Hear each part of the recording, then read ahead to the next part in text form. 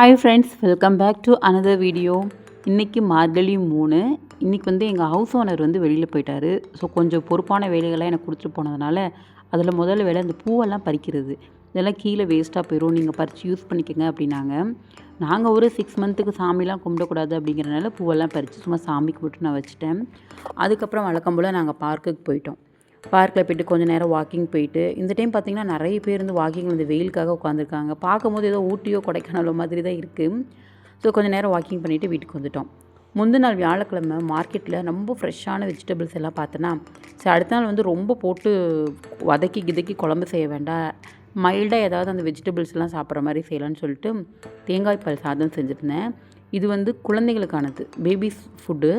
கொஞ்சமாக பட்டர் சேர்த்துட்டு carrot, beans, அப்புறம் பட்டாணி இதெல்லாம் சேர்த்துட்டு இஞ்சி பூண்டு பேஸ்ட்டு, மிளகுத்தூள், மஞ்சத்தூள் இவ்வளோ தான் சேர்க்கணும். முழுசாக தேங்காய் பால் மட்டுமே ஆட் பண்ணி செய்கிறனால குழந்தைங்களுக்கு ரொம்பவே ஹெல்தி.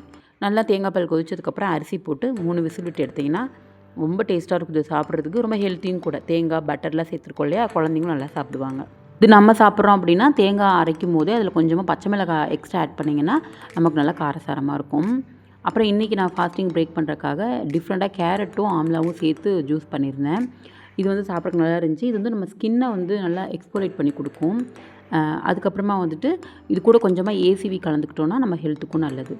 இதுக்கப்புறம் என்ன, வீடெல்லாம் க்ளீன் பண்ணணும், பாத்திரம் கழுவணும், நேற்று துவைச்சி வச்ச துணியெல்லாம் எடுத்து மடித்து வைக்கணும், வீடெல்லாம் கூட்டி பெருக்கி சுத்தம் பண்ணணும். இந்த வேலையெல்லாம் ஒன்று ஒன்றா நான் செஞ்சுட்ருப்பேன். இடையிலே மைக்ரோனும் ரொம்ப டிஸ்டர்ப் பண்ணுவான். இருந்தாலும் நம்ம வேலையெல்லாம் சீக்கிரம் செஞ்சு வச்சா தான் மத்தியானம் நம்ம கொஞ்சமாக ரெஸ்ட் எடுக்க முடியும். துணிலாம் காய போட்டோம் அப்படின்னா 1 நாள் 2 நாள் ஆனால் தான் நான் அதை எடுத்து மடித்தே வைக்கிறது. அப்படியே விட்டுருவேன். கொஞ்சம் சோம்பேறித்தனம் தான். அது இருந்தாலும் எல்லாத்தையுமே க்ளீன் பண்ணி எடுத்து வச்சுட்டு வீட்டை பார்க்க அவ்வளோ சூப்பராக இருக்கும். ஒரு குப்பை கீழே இருக்காது, நீட்டாக இருக்கும். ஆனால் இதெல்லாம் ஒரு 1 ஹவர் தான் மெயின்டைன் பண்ண முடியும். மகிழன் தூங்கி எழுந்திரிச்சதுக்கப்புறம் திரும்பவும் ஆஸ் யூஷுவல் ரொம்பவே நாரடிக்க ஆரம்பிச்சிருவான். ஸோ அதெல்லாம் முடிச்சுட்டு ஈவினிங் கொஞ்சம் பசியாக இருந்தனால திரும்பவும் அதே சாப்பாடை கொஞ்சமாக சாப்பிட்டாச்சு. அதுக்கப்புறம் ஒரு சின்ன நேப்புக்கு அப்புறமா ஈவினிங் உள்ளி வடை செஞ்சுருந்தேன். இது எங்கள் ஊரில் ரொம்ப ஃபேமஸ். இது மைதா மாவு கொண்டு செய்வாங்க. நான் கோதுமை மாவில் செஞ்சுருந்தேன். ஆனியன் இந்த மாதிரி ஸ்லைஸாக கட் பண்ணிவிட்டு உப்பு போட்டு நல்லா பிசைஞ்சிடணும்.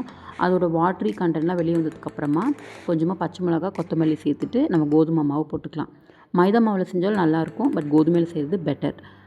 மிளகாய் இல்லாமல் செஞ்சிங்க அப்படின்னா குழந்தைங்களும் சாப்பிட்லாம்.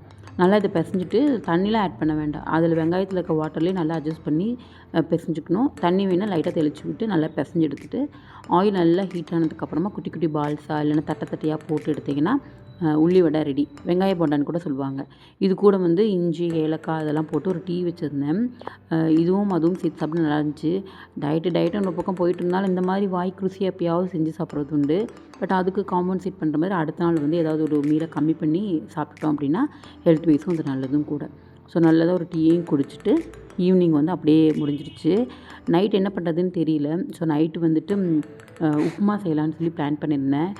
உப்புமா சும்மா கொடுத்தாலே நல்லா சாப்பிட மாட்டேன். என் ஹஸ்பண்ட் சிக்கன் 65 வாங்கிட்டு வந்திருந்தாரு. ஸோ அது கூட சேர்த்து சாப்பிட்றதுக்கு உப்புமாவும் நல்லா டேஸ்ட்டாக தான் இருந்துச்சு. ஸோ சிக்கன் பக்கோடா கூட சேர்த்து அன்றைக்கி நைட்டு உப்புமா செஞ்சுருந்தேன். ஸோ அதே வெஜிடபிள்ஸ் நிறைய போட்டிருந்தனால அதுவும் ஹெல்தி. பச்சை மிளகா கம்மியாக போட்டிங்கன்னா குழந்தைங்களும் சாப்பிட்லாம். இப்போல்லாம் நல்லா டைம் பாஸ்க்காக அந்த பிக் பாஸை பார்த்துட்டே சாப்பிட்டு தூங்கவே லேட் ஆயிடுது. பாய்.